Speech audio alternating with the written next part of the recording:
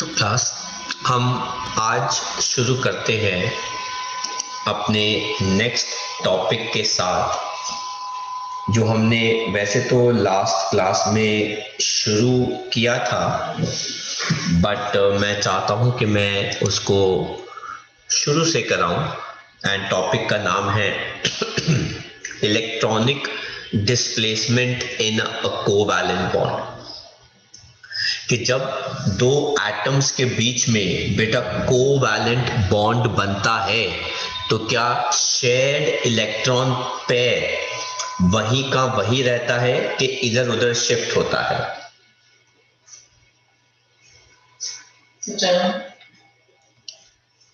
अब देखो, हमने पिछले चैप्टर्स में पढ़ा था, जब एटम्स एक जैसे होते हैं और वो आपस में इलेक्ट्रॉन्स शेयर करते हैं तो नेट इलेक्ट्रॉनिक डिस्प्लेसमेंट कोई भी नहीं होती और शेयर्ड इलेक्ट्रॉन पेयर जो है वो दोनों के पास बराबर रहता है। क्लोरीन भी जब अपना इलेक्ट्रॉन शेयर करता है दूसरे क्लोरीन एटम के साथ, हालांकि क्लोरीन की इलेक्ट्रोनेगेटिविटी काफी ज्यादा होती है पर दोनों एटम्स एक जैसे हैं, तो नेट शेयरिंग के बाद जो शेयर्ड इलेक्ट्रॉन पेयर है वो दोनों के साथ इक्वली क्या होता है, डिस्ट्रीब्यूटेड होता है। तो नेट इलेक्ट्रॉनिक डिस्प्लेसमेंट जीरो होती है, नो नेट डिस्प्लेसमेंट।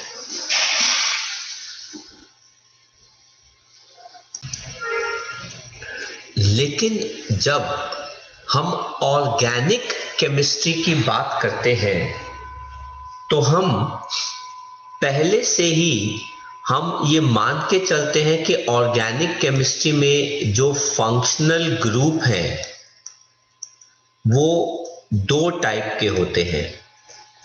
एक होता है इलेक्ट्रॉन डोनेटिंग, मतलब एक ऐसा ग्रुप जो इलेक्ट्रॉन्स डोनेट कर सकता है क्योंकि ये इलेक्ट्रॉन रिच होते हैं, और दूसरे होते हैं बेटा इलेक्ट्रॉन विथड्रॉइंग, इलेक्ट्रॉन विथड्रॉ करने वाले, क्योंकि इनके पास इलेक्ट्रॉन्स की क्या होती है बेटा, डेफिशिएंसी होती है। क्योंकि बेटा हम तो कार्बन चेन की बात कर रहे हैं ऑर्गेनिक केमिस्ट्री में। ऑर्गेनिक केमिस्ट्री में एक कार्बन चेन होती है और उस कार्बन चेन के साथ आप क्या अटैच कर रहे हैं, फंक्शनल ग्रुप। अब वो किस टाइप का है उस बिहाफ पे हमारे पास होती है इलेक्ट्रॉनिक डिस्प्लेसमेंट, जिसको हम कहते हैं इंडक्टिव इफेक्ट।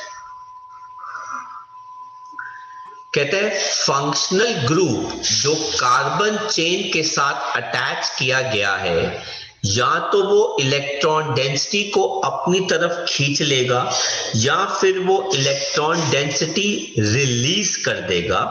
इस वजह से हमारे पास इंडक्टिव इफेक्ट दो टाइप का आता है, क्योंकि हमारे पास फंक्शनल ग्रुप भी तो दो टाइप के हैं, एक इलेक्ट्रॉन विड्रॉ करने वाले और दूसरा इलेक्ट्रॉन जो है वो देने वाला है। तो एक इलेक्ट्रॉन डेंसिटी खींच सकता है और एक इलेक्ट्रॉन डेंसिटी दे सकता है। इनको हम अपनी कन्वीनियंस के लिए कहते हैं इलेक्ट्रॉन डोनेटिंग ग्रुप, ईडीजी, और इनको हम कैसे लिखते हैं, इलेक्ट्रॉन विड्रॉइंग ग्रुप, ईडब्ल्यूजी। तो इस इलेक्ट्रॉनिक डिस्प्लेसमेंट को जो या तो फंक्शनल ग्रुप की तरफ है या फंक्शनल ग्रुप से दूर है उसे कहते हैं इंडक्टिव इफेक्ट। और इसमें सबसे पहले पढ़ने वाले हैं माइनस आई इफेक्ट। बेटा इस टॉपिक को मार्क कीजिएगा, वेरी वेरी वेरी इंपॉर्टेंट। अगर आप कार्बन चेन के साथ इलेक्ट्रॉन विड्रॉइंग ग्रुप अटैच कर देते हैं, सर कैसे, ये हो गई हमारी कार्बन चेन। ठीक है, इसके साथ हमने ये जो फंक्शनल ग्रुप अटैच किया है, ये इलेक्ट्रॉन विड्रॉइंग ग्रुप है। इसको हम कैसे लिख रहे हैं, EWG। ये क्या करेगा, इस शेयर्ड इलेक्ट्रॉन पेयर को अपनी तरफ खींचना शुरू कर देगा। थोड़ा थोड़ा थोड़ा थोड़ा अपनी तरफ खींच रहा है, पूरा कभी नहीं खींच पाता, थोड़ा सा अपनी तरफ खींच पाता है। सिंस इलेक्ट्रॉनिक डिस्प्लेसमेंट सेंटर से थोड़ी सी इधर हो गई,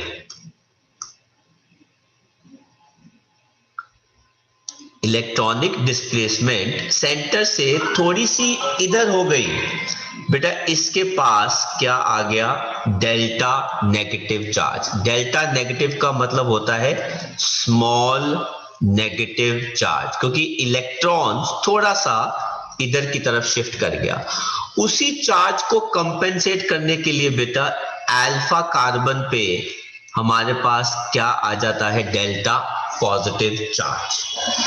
अब इसके ऊपर इलेक्ट्रॉन डेंसिटी थोड़ी सी कम हो गई, इसके ऊपर इलेक्ट्रॉन डेंसिटी थोड़ी सी बढ़ गई। ये कार्बन अपनी इलेक्ट्रॉन डेंसिटी को कंपेंसेट करने के लिए बीटा कार्बन से इलेक्ट्रॉन्स थोड़ा सा खींचना शुरू करता है। तो वो जब उसके पास आता है वो ना के बराबर आता है, और ये वाली वैल्यू क्या बन जाती है, डेल्टा डेल्टा पॉजिटिव, जिसको हम कहते हैं वेरी स्मॉल पॉजिटिव चार्ज। और यहां पे वो बन जाता है डेल्टा डेल्टा डेल्टा पॉजिटिव, जो वेरी वेरी स्मॉल बन जाता है। इनफैक्ट हम सेकंड कार्बन तो काउंट ही नहीं करते inductive effect. Main inductive effect अगर आपको काउंट करना है तो बेटा वो फर्स्ट कार्बन तक ही हम काउंट करते हैं, हमें सेकंड कार्बन की फिलहाल इतनी जरूरत नहीं पड़ती।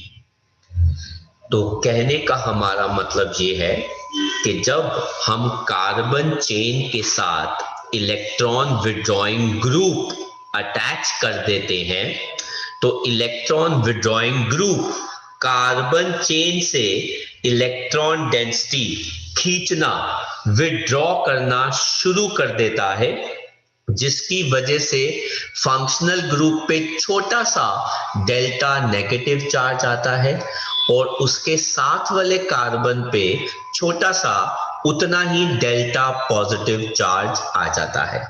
इस इलेक्ट्रॉन विड्रॉइंग इफेक्ट को हम कहते हैं माइनस आई इफेक्ट, या फिर हम इसे कहते हैं negative inductive effect.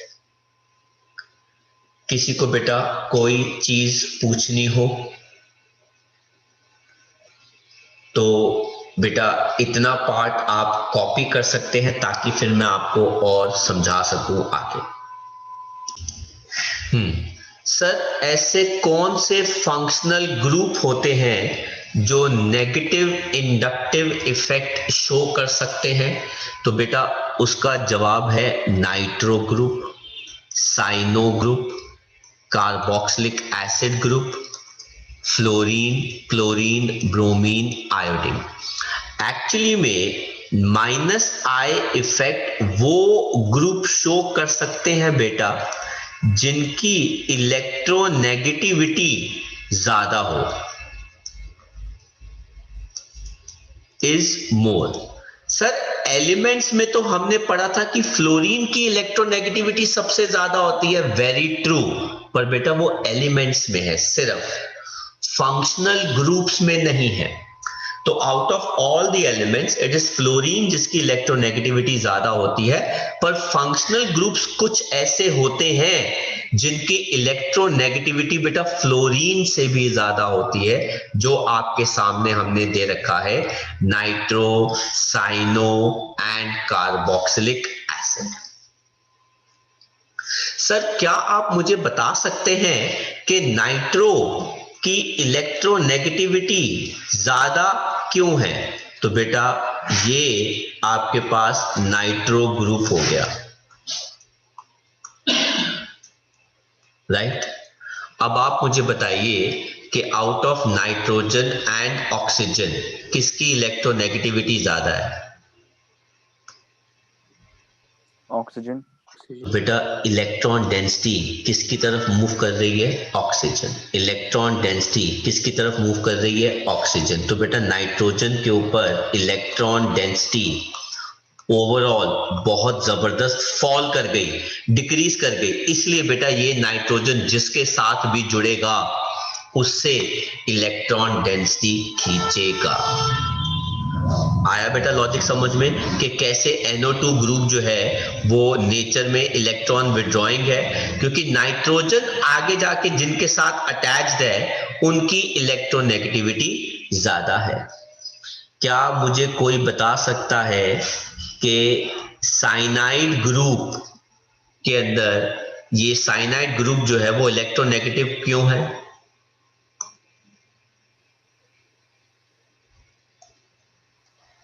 Sir carbon पे डेंसिटी कम है इलेक्ट्रॉन की। क्यों कम है डेंसिटी कार्बन पे इलेक्ट्रॉन्स की? सर डेटिव बॉन्ड बनाया है उसने लास्ट वाला। Out of carbon and nitrogen किसकी इलेक्ट्रोनेगेटिविटी ज्यादा है? नाइट्रोजन। तो बेटा इलेक्ट्रॉन डेंसिटी तीन तीन बॉन्ड सी किसकी तरफ मूव कर रही है? नाइट्रोजन पे। इस वजह से कार्बन पर इलेक्ट्रॉन डेंसिटी क्या कर गई? डिक्रीज। तो कार्बन जिसके साथ जुड़ेगा उसके इलेक्ट्रॉन्स खींचेगा। ये हो गया बेटा carboxylic acid group. Out of carboxylic acid group जो आप उसका फंक्शनल ग्रुप देख सकते हैं, बेटा किसकी इलेक्ट्रोनेगेटिविटी ज्यादा होती है बेटा? ऑक्सीजन। Very good. ऑक्सीजन की इलेक्ट्रोनेगेटिविटी ज्यादा है तो बेटा इलेक्ट्रॉन डेंसिटी ऑक्सीजन की तरफ जा रही है। इलेक्ट्रॉन डेंसिटी ऑक्सीजन की तरफ जा रही है। बेटा कार्बन पे इलेक्ट्रॉन डेंसिटी बेटा क्या कर रही है? डिक्रीज। इसलिए ये ग्रुप जिसके साथ भी अटैच होगा, जुड़ेगा, उससे इलेक्ट्रॉन डेंसिटी जो है ये क्या करेगा? खींचेगा। Is that clear class? इस रीजन की वजह से बेटा ये ग्रुप्स जो हैं वो इलेक्ट्रॉन विड्रॉइंग हैं, क्योंकि जिस एटम ने बॉन्ड बनाना है कार्बन चेन के साथ उसके ऊपर ही इलेक्ट्रॉन डेंसिटी पहले से ही कम है।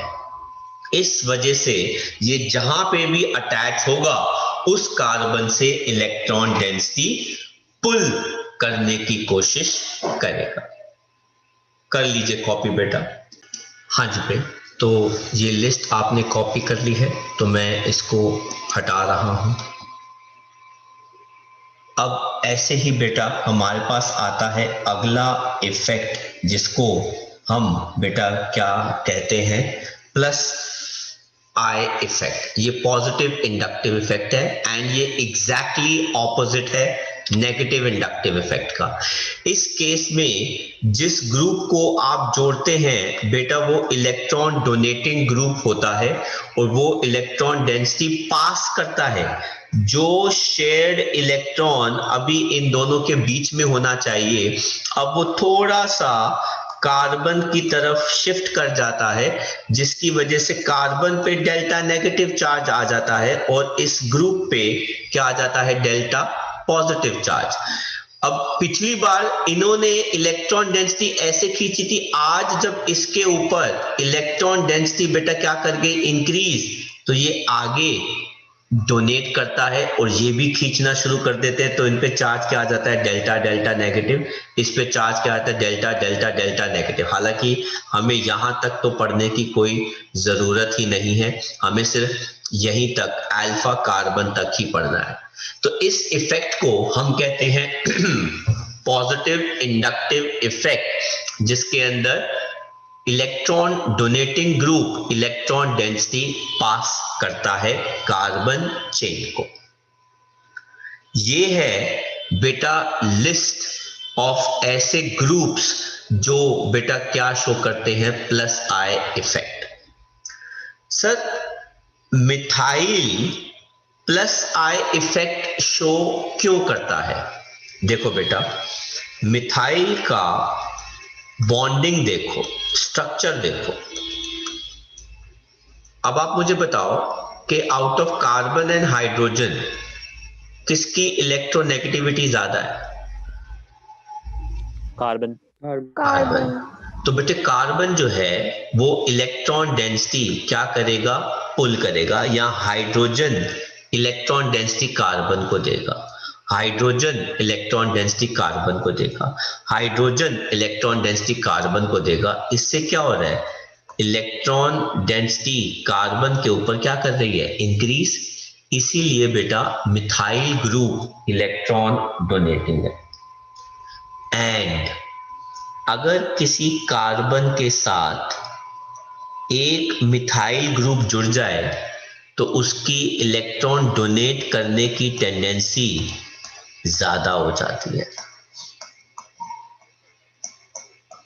अगर किसी के साथ दो मिथाइल ग्रुप जुड़ जाएं, उसके इलेक्ट्रॉन डोनेट करने की टेंडेंसी और ज्यादा हो जाती है।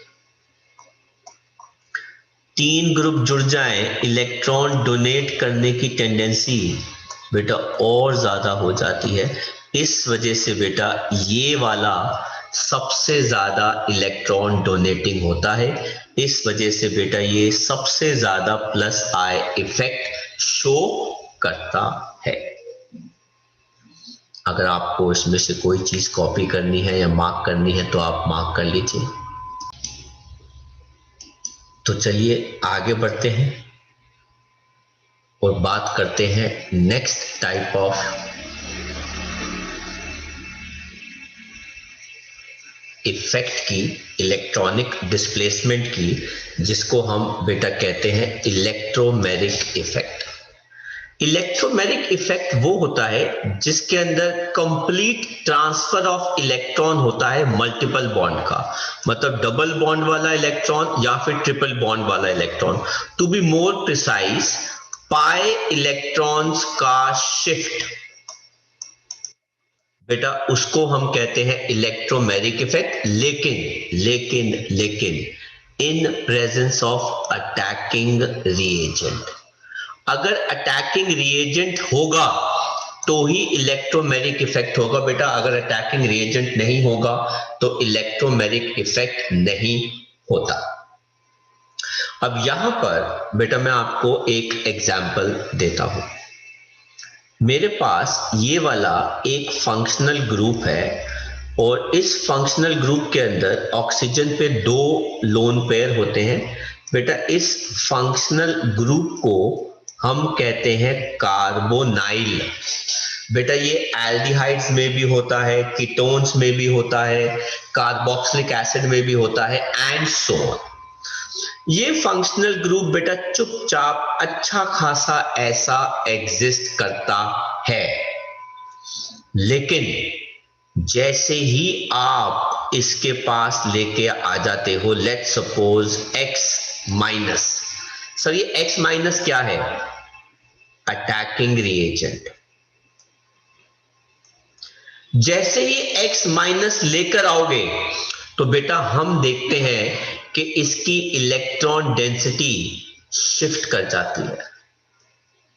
अब क्या मुझे कोई बता सकता है कि इस मल्टीपल बॉन्ड के अंदर कौन कौन से दो बॉन्ड होते हैं बेटा? सिग्मा और पाई। सिग्मा और पाई बॉन्ड। तो बेटा ये जो पाई इलेक्ट्रॉन्स हैं जो मैं ऐसे दिखा रहा हूं, ये किसी एलिमेंट के पास शिफ्ट हो जाएंगे। किसके पास शिफ्ट हो जाएंगे? ऑक्सीजन। क्यों? इलेक्ट्रोनेगेटिविटी ज्यादा है। वेरी गुड बेटा, क्योंकि उसकी टेंडेंसी ज्यादा है खींचने की एज कंपेयर टू कार्बन की। और जैसे ही ये इसके पास चले जाएंगे तो बेटा कार्बन पे चार्ज क्या आ जाएगा? Positive single bond. ऑक्सीजन पे चार्ज क्या आ गया? नेगेटिव। भाई ये वाला इलेक्ट्रॉन ध्यान से देखो बेटा, ये वाला इलेक्ट्रॉन, ये इलेक्ट्रॉन किसका है? ये वाला इलेक्ट्रॉन किसका है? सर कौन सा? ये वाला जो मोटा वाला इलेक्ट्रॉन है लेफ्ट साइड पे जो मैंने ड्रॉ किया है, ये किसका है? ऑक्सीजन। ऑक्सीजन का। लेकिन ये वाला इलेक्ट्रॉन किसका है? कार्बन का। भाई किसी दूसरे का इलेक्ट्रॉन जब आपके पास आएगा तो बेटा आपके ऊपर चार्ज क्या आ जाएगा? नेगेटिव। कितने इलेक्ट्रॉन आपके पास आ रहे हैं? एक, इसलिए बेटा चार्ज क्या आ रहा है? -1। एंड अगर आप इसको ऐड करते हो, इसके पास लेके आओगे तो हालत ये हो जाती है, और अगर आप इस रिएजेंट को रिमूव कर दोगे तो ये वापस यहीं पे भाग जाएगा कार्बोनाइल। मतलब जैसे ही दिखाओगे इलेक्ट्रॉनिक डिस्प्लेसमेंट हो जाएगा, जैसे ही हटाओगे वापस कार्बोनाइल बन जाएगा। जैसे जैसे ये नेगेटिव चार्ज या पॉजिटिव चार्ज लेकर आए, वो बेटा क्या कर जाएगा? वो इलेक्ट्रॉनिक डिस्प्लेसमेंट शो कर देगा, और जैसे ही उसको हटाओगे वो वापस कार्बोनाइल बन जाएगा। इसीलिए बेटा हमने वर्ड यूज किया है in presence of attacking reagent. And बेटा ये किसके लिए है? अगर डबल बॉन्ड है या फिर ट्रिपल बॉन्ड है, क्योंकि इसके अंदर जो मूव कर सकते हैं बेटा वो हमेशा पाई इलेक्ट्रॉन से मूव कर सकते हैं। सिग्मा इलेक्ट्रॉन कभी भी मूव नहीं करता। सिग्मा इलेक्ट्रॉन कभी भी मूव ऐसे नहीं करता। तो इलेक्ट्रोमैग्नेटिक इफेक्ट क्या होता है? इलेक्ट्रॉन्स का ट्रांसफर होना। इनफैक्ट एक पाई इलेक्ट्रॉन्स का मल्टीपल बॉन्ड के अंदर पाई इलेक्ट्रॉन्स का ट्रांसफर होना जो तभी हो सकता है जब कोई अटैकिंग रिएजेंट हो। जैसे ही अटैकिंग रिएजेंट पास लेकर आओगे इलेक्ट्रॉन्स ट्रांसफर हो जाएंगे। और सर इलेक्ट्रॉन किसके पास जाएंगे? बेटा दोनों में से जिसकी इलेक्ट्रोनेगेटिविटी ज्यादा है उसके पास जाएंगे। अब मैं आपके पास एक एग्जाम्पल ले रहा हूं। मैं कार्बन का डबल बॉन्ड ऑक्सीजन के साथ शो करा रहा हूं। जब मैं इसके पास अटैकिंग रिएजेंट लेकर आया E पॉजिटिव, मैं इसके पास अटैकिंग रिएजेंट लेकर आया E पॉजिटिव, तो जरा मुझे बताओगे कि इलेक्ट्रॉनिक डिस्प्लेसमेंट कहां पे जाएगी? ऑक्सीजन। ऑब्वियस सी बात है ऑक्सीजन के पास। लेकिन अगर ऑक्सीजन के पास जाएगी तो इस कार्बन पे चार्ज क्या आ जाएगा बेटा? पॉजिटिव। सिंगल बॉन्ड O पे चार्ज क्या आ जाएगा बेटा? नेगेटिव। अब आप मुझे बताओ कि ये जो E पॉजिटिव है इन दोनों में से किसके पास अटैक करेगा? पॉजिटिव के नेगेटिव के पास? नेगेटिव। नेगेटिव के पास। इसका मतलब है ये E पॉजिटिव इसके पास अटैक कर रहा है या फिर इसके पास अटैक कर रहा है, और फाइनली आपके पास क्या आ जाएगा? ये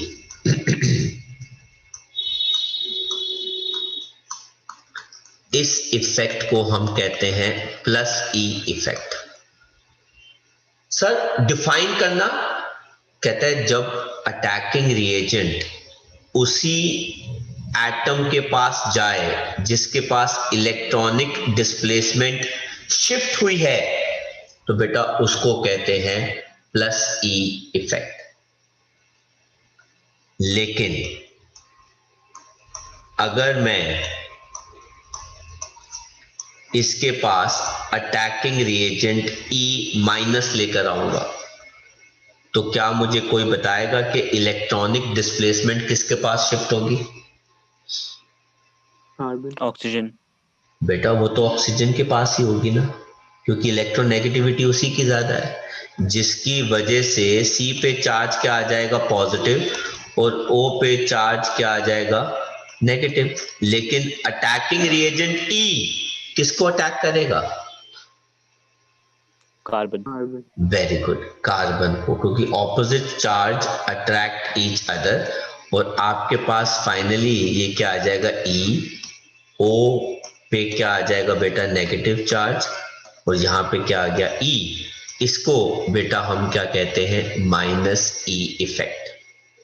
तो मेरा कहने का मतलब है कि डेफिनेशन क्या होती है +E इफेक्ट की, कि अगर अटैकिंग रिएजेंट उसी एटम के पास जा रहा है, जिसके पास इलेक्ट्रॉनिक डिस्प्लेसमेंट शिफ्ट कर रही है, तो उसको प्लस ई इफेक्ट कहते हैं।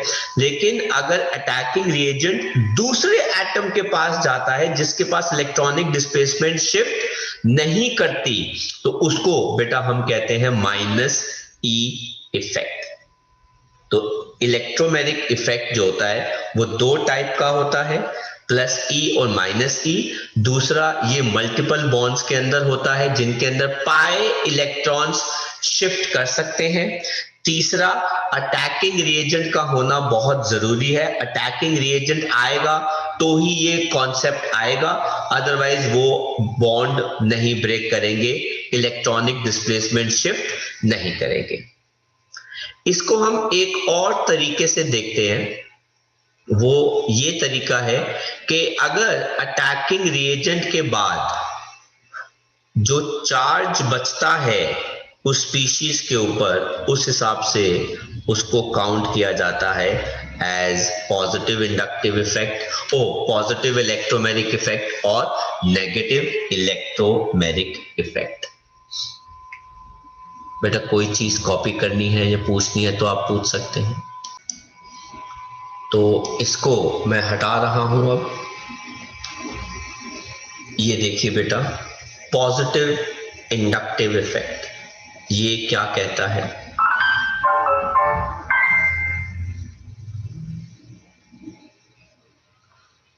ये कहता है अगर इलेक्ट्रॉन्स पाई बॉन्ड के ट्रांसफर होते हैं उस एटम के ऊपर डबल बॉन्डेड जिसको रिएजेंट अटैक करता है, उसको पॉजिटिव इलेक्ट्रोमैग्नेटिक इफेक्ट कहते हैं। तो बेटा ये पाई इलेक्ट्रॉन्स, अब मैंने कार्बन डबल बॉन्ड कार्बन लिया है तो इसके अंदर तो इलेक्ट्रोनेगेटिविटी एक जैसी है, तो आप किसी के पास भी शिफ्ट करा सकते हो। तो बेटा ये पाई इलेक्ट्रॉन जो है वो इसके पास आ जाएंगे। अगर इस कार्बन के पास आएंगे बेटा तो इस कार्बन पे नेगेटिव चार्ज आ जाएगा, तो H पॉजिटिव इसको अटैक कर सकता है। इसको हम कहते हैं पॉजिटिव इंडक्टिव इफेक्ट। आप देख सकते हो कि इसकी पूरी स्पीशीज पे भी पॉजिटिव चार्ज आ रहा है।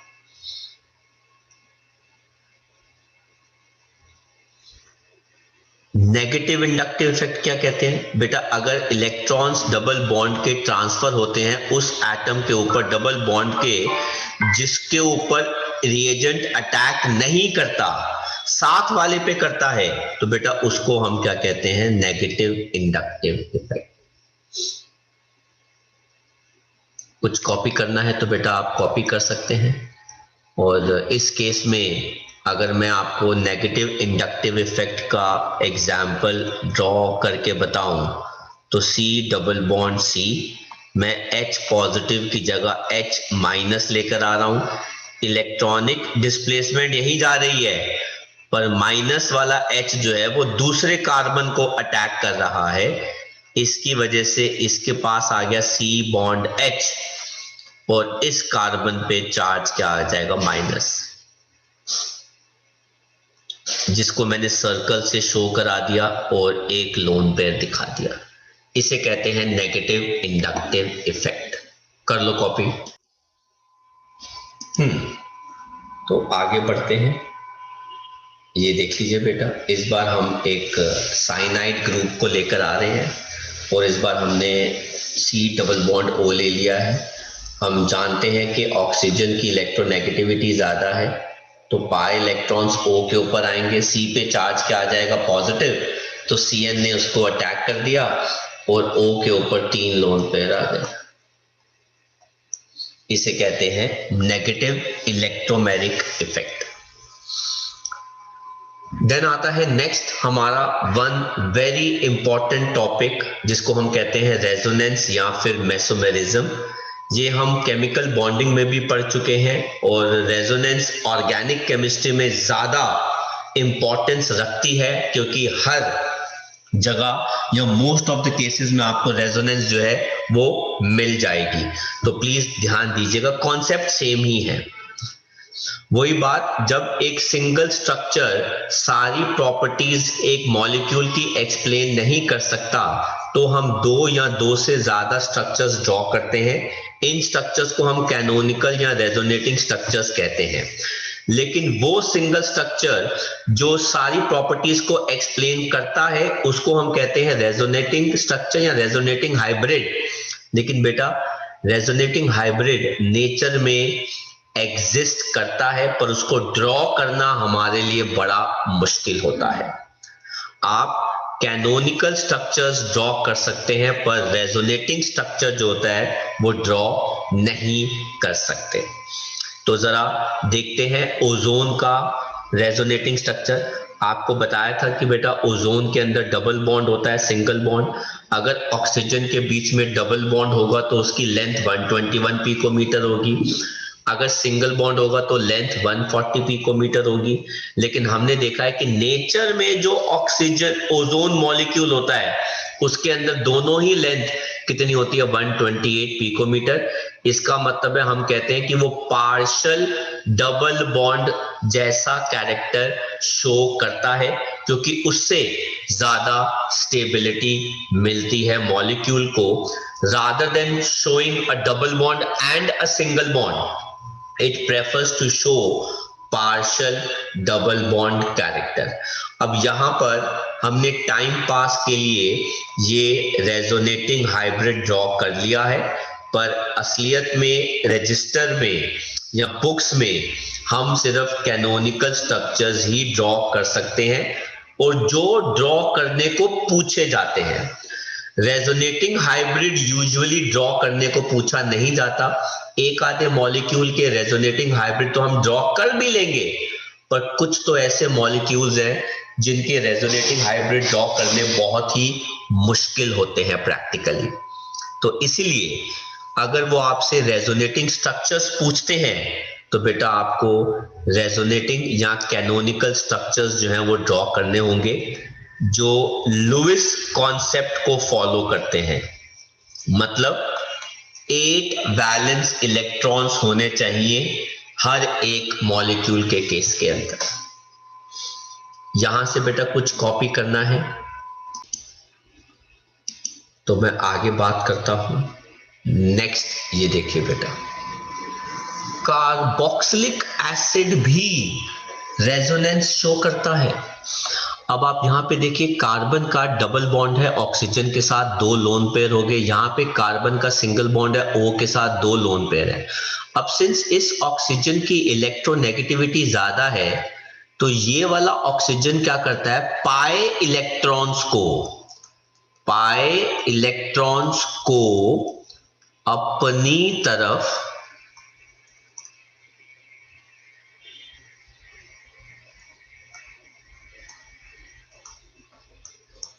खींचता है।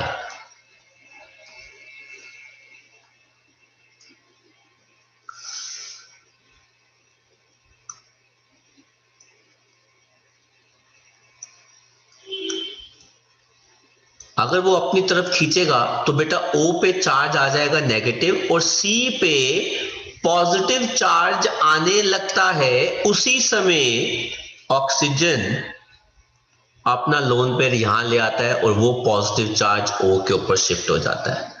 मतलब इलेक्ट्रॉन डेंसिटी इन दोनों ऑक्सीजन एटम के बीच में इक्वली डिस्ट्रीब्यूट हो जाती है।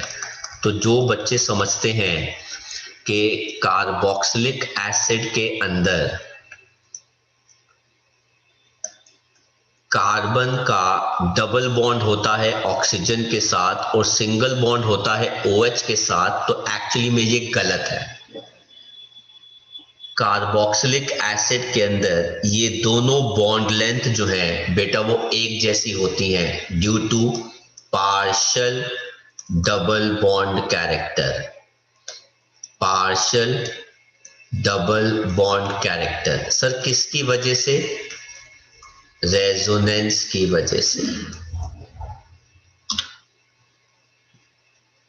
नाइट्रो ग्रुप के अंदर N का डबल बॉन्ड होता है O के साथ, 2 लोन पे, सिंगल बॉन्ड O के साथ नेगेटिव चार्ज। असलियत में बेटा ये वाला बॉन्ड जो है वो डेटिव बॉन्ड होता है ना, क्योंकि ऑक्सीजन के तो तीनों इलेक्ट्रॉन वहीं पे ही हैं, तीनों लोन पेयर वहीं पे ही हैं, तो ये डेटिव बॉन्ड है। नाइट्रोजन डेटिव बॉन्ड बनाता है O के पास। अब ये वाला ऑक्सीजन क्या करता है, पाए इलेक्ट्रॉन्स को अपनी तरफ खींचता है। तो बेटा ऐसे में तो नाइट्रोजन के ऊपर +2 चार्ज आ जाएगा। नाइट्रोजन कहता है मैं तो कभी भी +2 चार्ज शो नहीं करूंगा, मेरी तो इलेक्ट्रोनेगेटिविटी थर्ड हाईएस्ट है। तो उसी समय साथ वाला ऑक्सीजन कहता है ओके, मैं अपने इलेक्ट्रॉन्स पार्टिसिपेट करा देता हूं। तो ये हो गए दो स्ट्रक्चर्स रेजोनेटिंग। इसीलिए ये वाला जो ग्रुप होता है ये बेटा partial double bond character show करता है। किसकी वजह से, रेजोनेंस की वजह से। मुझे ये वाला नहीं दिखाना चाहिए, मैं इसको हटा देता हूं।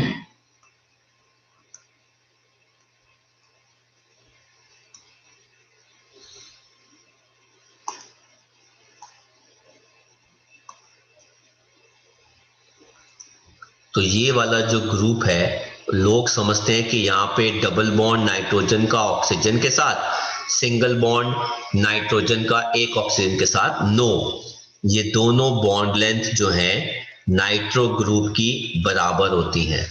किसकी वजह से, partial double bond character resonance की वजह से। ये ज्यादा बेटर है, ये ज्यादा अच्छी स्टेबिलिटी है as compare to structure number 1 या स्ट्रक्चर नंबर 2 के फॉर्म के अंदर एग्जिस्ट करना।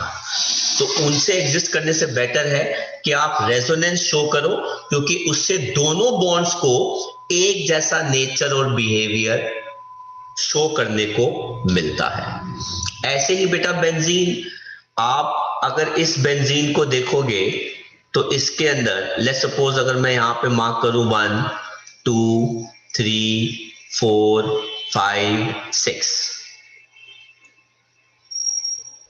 तो 3 कार्बन के डबल बॉन्ड हैं और 3 कार्बन के सिंगल बॉन्ड हैं। यहां पे भी ऐसे ही है कि कार्बन के 3 डबल बॉन्ड है कार्बन के साथ और कार्बन के 3 सिंगल बॉन्ड है। पर नो, एक्चुअली के अंदर रेजोनेंस की वजह से सारे 6 के 6 बॉन्ड जो हैं बेटा वो क्या है, पार्शियल डबल बॉन्ड कैरेक्टर। तो 6C सिंगल बॉन्ड C है बेटा इसके साथ, वो क्या है बेटा, पार्शियल डबल बॉन्ड कैरेक्टर। किसकी वजह से, रेजोनेंस की वजह से। तो बेटा कुछ कॉपी करना है तो कॉपी कर लो, वेरी वेरी इंपॉर्टेंट।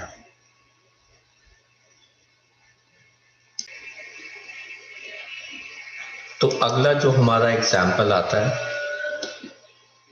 वो है ये इंटरमीडिएट। अब लेट अस चेक ये इंटरमीडिएट आया कैसे। अब हुआ क्या, लेट अस सपोज इसके पास एक फंक्शनल ग्रुप अटैच था क्लोरीन।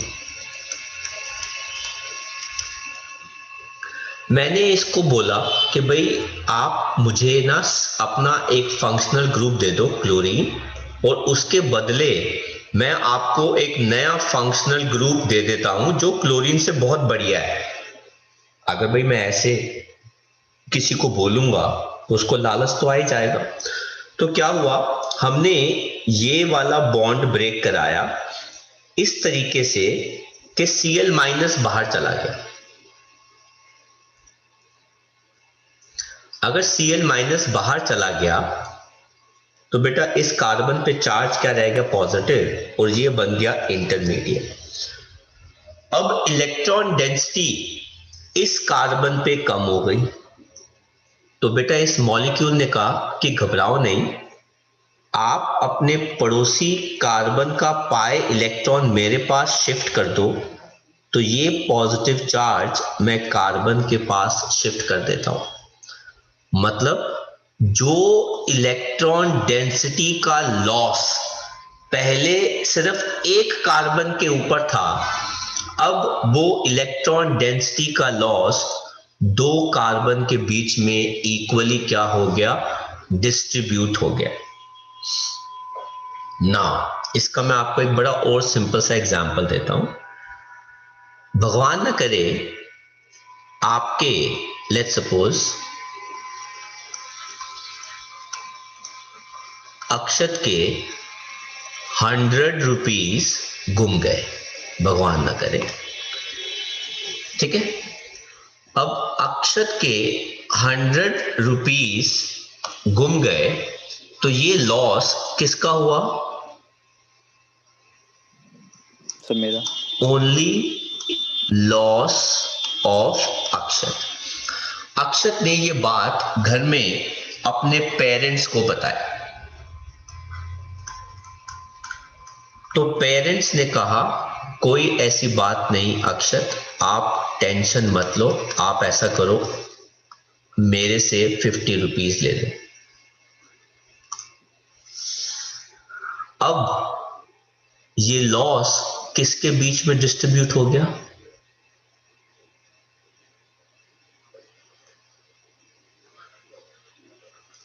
दो लोगों के बीच में। अब मुझे बताओ कि कौन सी कंडीशन सही थी, अक्षत लूजिंग 50 रुपीज और अक्षत लूजिंग 100 रुपीज? सर 50। ऑब्वियसली बात है, यहां पे यही तो कॉन्सेप्ट हो रहा है। इलेक्ट्रॉन गया तो लेफ्ट वाले कार्बन का था, लेकिन रेजोनेंस ने ऐसा कमाल कर दिया कि वो इलेक्ट्रॉन का लॉस अब एक कार्बन की बजाय दो कार्बन में बराबर डिस्ट्रीब्यूट हो गया। कल को अगर कोई ऐसा स्ट्रक्चर होता कि ये इलेक्ट्रॉन का लॉस 3 कार्बन के बीच में डिस्ट्रीब्यूट होता, तो बेटा ये तो और भी कम हो जाता, और भी हालात स्टेबल हो जाते। तो रेजोनेंस ऐसे करके इंटरमीडिएट्स को या मॉलिक्यूल्स को क्या करती है बेटा? स्टेबलाइज करती है। और जब इंटरमीडिएट्स ऐसे रेजोनेंस से स्टेबलाइज होते हैं तो बेटा वो रिएक्शन में भी पार्टिसिपेट करना पसंद करते हैं। जिनके इंटरमीडिएट्स स्टेबल होंगे वो रिएक्शन में पार्टिसिपेट करना पसंद करेंगे, जिनके इंटरमीडिएट्स अनस्टेबल होंगे बेटा वो रिएक्शन में पार्टिसिपेट करना पसंद नहीं करेंगे, इतनी आसानी से वो नहीं करेंगे। तो रेजोनेंस एक बहुत ही इंपॉर्टेंट रोल प्ले करती है बेटा इंटरमीडिएट्स की स्टेबिलिटी में और कभी कभार मॉलिक्यूल्स की स्टेबिलिटी में। और इस वजह से आप देखेंगे कि क्लास 11th के अंदर बहुत सारे क्वेश्चंस रेजोनेंस पे बेस्ड आए थे जब केमिकल बॉन्डिंग था। अब ये क्वेश्चंस का नंबर और भी ज्यादा हो जाएगा, ऑर्गेनिक केमिस्ट्री आ गई है। और 12th में आप देखेंगे हर चैप्टर के अंदर मल्टीपल टाइम्स रेजोनेंस पे बेस्ड टॉपिक है। और बेटा बोर्ड में भी हमेशा क्वेश्चन रेजोनेंस पे बेस्ड आया है। किसी भी एंट्रेंस एग्जाम के अंदर हर साल रेजोनेंस पे बेस्ड मल्टीपल क्वेश्चन आते हैं। अगर 50 एंट्रेंस एग्जाम है तो बेटा 50 के 50 एंट्रेंस एग्जाम्स के अंदर रेजोनेंस पे बेस्ड क्वेश्चन आएगा, आइडियल गैस इक्वेशन पे बेस्ड क्वेश्चन आएगा, इक्वी पे बेस्ड क्वेश्चन आएगा, केमिकल बॉन्डिंग पे बेस्ड क्वेश्चन आएगा। जो बोल दिए आएंगे बेटा वो गारंटीड आएंगे ही आएंगे। तो कुछ कॉपी करना है तो बेटा कॉपी कर लो, फिर हम आगे। आप सेकंड वाले स्ट्रक्चर में ये पूछ रहे हैं कि नाइट्रोजन डेटिव बॉन्ड कैसे बनाएगा। Yes sir. अच्छा, तो ये सब कॉपी कर लिया आप लोगों ने? Yes yes sir. सर। देखो, सबसे पहले तो मैं बात करता हूं NO2 मॉलिक्यूल की। NO2 मॉलिक्यूल कैसे एग्जिस्ट करता है? नाइट्रोजन के पास 5 इलेक्ट्रॉन होते हैं, 1 2 3 4 5। इसके पास ऑक्सीजन आता है जिसके 6 इलेक्ट्रॉन होते हैं।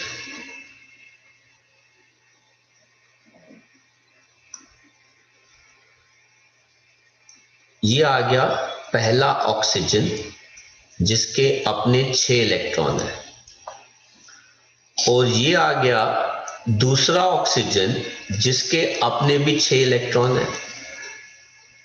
अब पहला ऑक्सीजन जब नाइट्रोजन के साथ बॉन्ड बनाता है तो वो दो दो इलेक्ट्रॉन शेयर कर लेते हैं।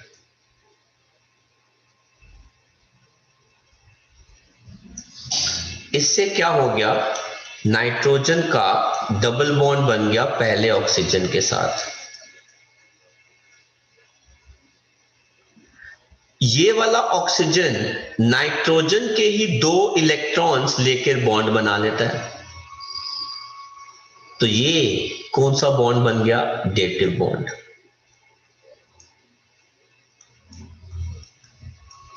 लेकिन NO2 के साथ प्रॉब्लम ये होती है कि इसके पास टोटल मिलाकर 8 इलेक्ट्रॉन नहीं बनते।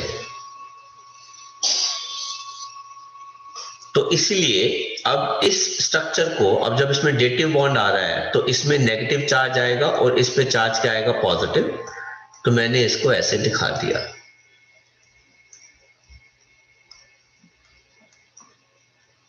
क्योंकि लुईस स्ट्रक्चर कहता है हर एलिमेंट के पास आउटरमोस्ट शेल में 8 इलेक्ट्रॉन होने चाहिए, लेकिन इस स्ट्रक्चर के अंदर नाइट्रोजन के पास नहीं हो रहे। इसलिए नाइट्रोजन कहता है कि एल्काइल ग्रुप आप मेरे पास आओ अपना इलेक्ट्रॉन लेकर, ताकि हम आपस में बॉन्ड बना ले और मेरे पास भी 8 इलेक्ट्रॉन हो जाएं। तो अब आप देख लो इस लुईस स्ट्रक्चर के अंदर नाइट्रोजन के पास कितने इलेक्ट्रॉन हैं, 8 इलेक्ट्रॉन है। एक डबल बॉन्ड हो गया, 2 सिंगल बॉन्ड हो गए। आया कॉन्सेप्ट समझ में? Yes sir. तो दिस इज हाउ हम लुईस स्ट्रक्चर जो है वो ड्रॉ कर लेते हैं। करना है कॉपी? तो आगे बढ़ते हैं।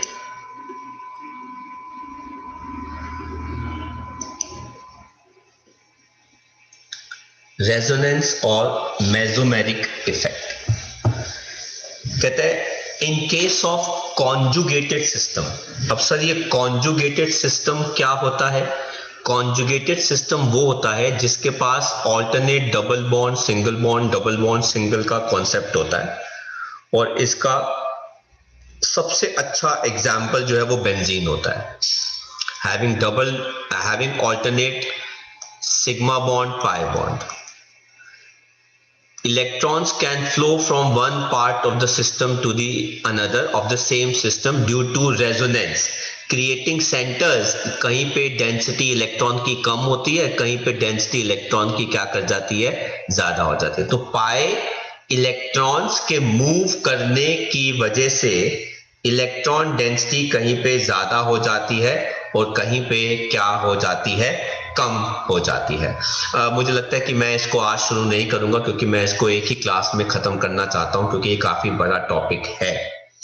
तो मैं इसको आगे कंटिन्यू नहीं करा रहा। अगर आप में से किसी ने पहले का कुछ पूछना है तो वो आप पूछ सकते हैं, कोई डाउट है तो वो आप पूछ सकते हैं।